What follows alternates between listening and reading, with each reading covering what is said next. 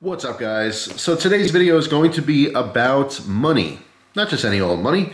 We're talking about old money, collectible money.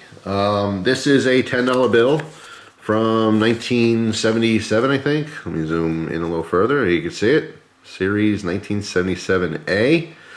So this is the older style money. Obviously, in the US, we've gone through a few different changes on how our money looks. And today it's all colorful and full of all kinds of protective features to make sure that it is legit, since the counterfeiting is a problem. But anyway, the quick story on this is I went with my family to Knoebels amusement park, which is like the hidden treasure of Pennsylvania. If you've never been there, if you happen to live in Pennsylvania or anywhere near it, it's definitely worth checking out. It's a really, really cool amusement park. It was the first time for me going. My mother and sister went last year, had an awesome time, and wanted to have the whole family go. It's just really fun. I think it's the only amusement park that's free to go to. Like, there's no entrance fee whatsoever. You literally just buy tickets for rides and games if you want to play. But you can just go and hang out there for free if you want. It's actually really reasonably priced as far as like ticket prices go, and it was just a blast. They have a lot of really old, very unique roller coasters. They have one roller coaster that's wood and actually comes off the track, almost like a toboggan or something like that. It's pretty interesting.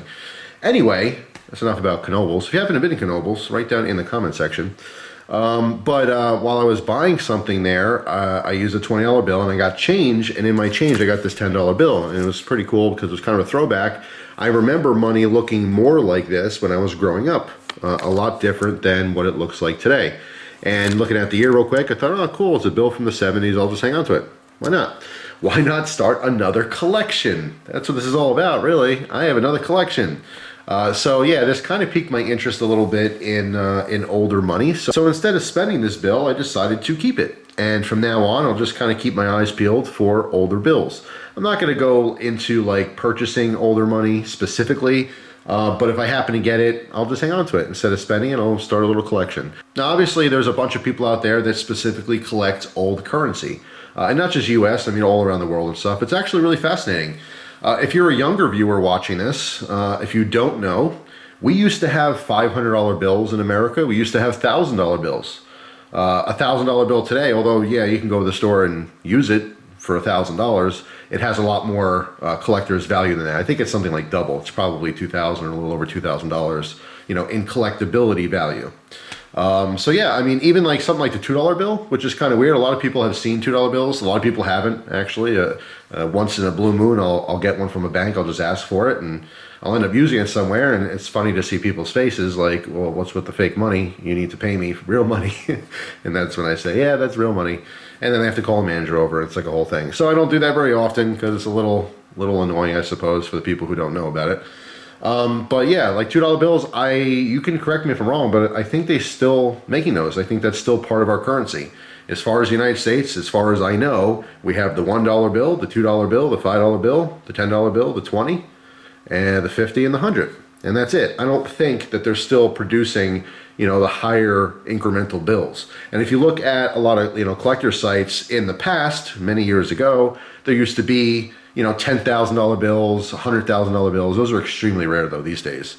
Extremely, extremely collectible and worth far more than their face value.